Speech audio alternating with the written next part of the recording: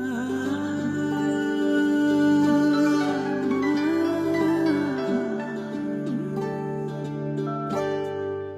আব্বা, কেমন আছো মা?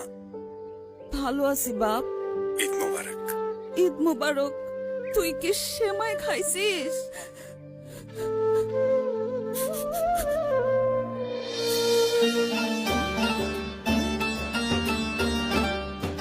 চাকরি পাওয়ার পর প্রথম ঈদ, কতদিন মাকে দেখি না।